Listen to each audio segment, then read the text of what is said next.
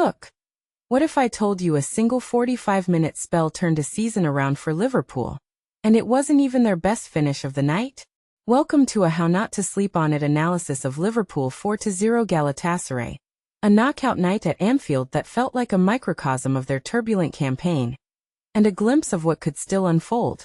From the moment Dominic Szoboszlai pounced with the opener, my mind started tracing how a team under pressure can flip the script in a blink. Personally, I think this game wasn't just about goals. It was about tempo, psychology, and momentum, the three currencies Liverpool seemed to chase all season long. What makes this really interesting is how the first half hiccup, Salah missing a stoppage-time penalty, set up a narrative arc, resilience under fire turning into ruthless execution after the break. The setup and pressure. Arne Slot opted to rotate but kept a clear philosophy. Press, sustain velocity, and squeeze Galatasaray's space.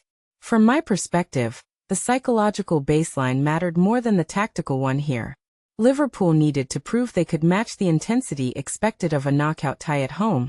And they did, almost immediately imposing their rhythm.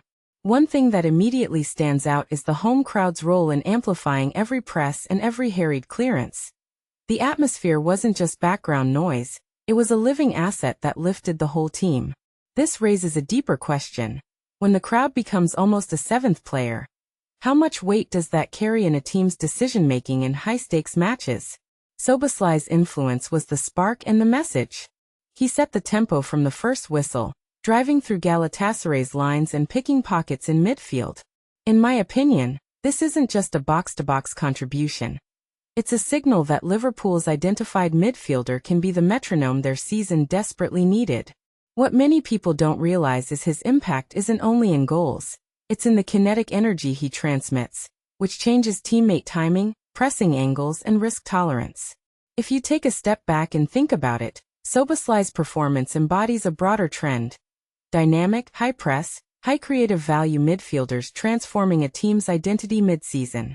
A detail I find fascinating is how his willingness to stay aggressive after the misstep, the missed penalty, reframed the tie's emotional arc. The Salah moment. The penalty miss could have sunk the night, but instead it catalyzed a furious period after the break. From my view, his subsequent involvement, creating Ekitike's goal, assisting Gravenberch, and finishing in style, illustrates a growth mindset under pressure. What this really suggests is that elite players aren't defined by one miss. They're defined by how they respond to it under the marquee lights. A common misunderstanding is that one bad moment negates prior form. Here, Salah leveraged it into a demonstration of character and skill, a micro-lesson in competitive psychology that applies to virtually any sport. The broader tactical story. Liverpool's tempo was the protagonist. Galatasaray's defense buckled as fatigue and pressure mounted. In analysis terms, Slot's squad showed what many coaches chase. Sustained intensity and the ability to sustain a pressing curve across a full match. What makes this especially instructive is not just the 4 goals, but the ritual of building pressure, catching opponents flat-footed, and converting those moments into a high XG tally that still undercut their own expected output in places.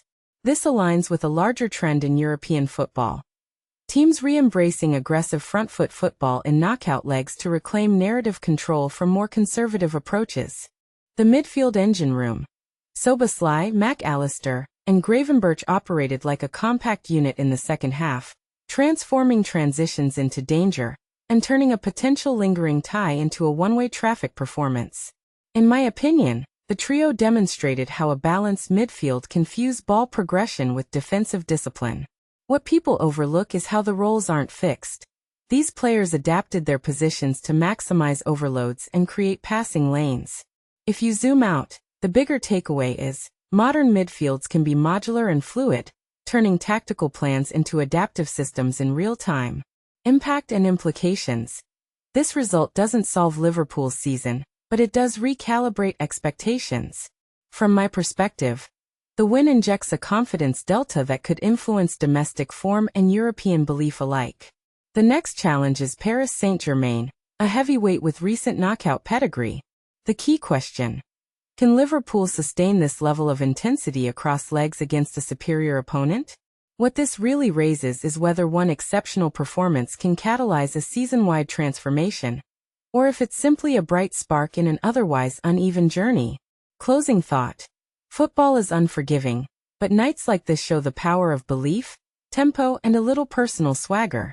My takeaway is that Liverpool, for the first time in a while, reminded us what they're capable of when their collective foot is on the gas. So what do you think? Can they bottle this energy and carry it into the PSG tie? Or is it a beautiful one-off moment in a fluctuating campaign? Let me know in the comments, and tell me which Liverpool player impressed you most this night. If you enjoyed this breakdown, hit like, subscribe for deeper dives into big European nights, and drop your predictions for the quarterfinals. Until next time, keep watching the game, and keep questioning how momentum changes everything.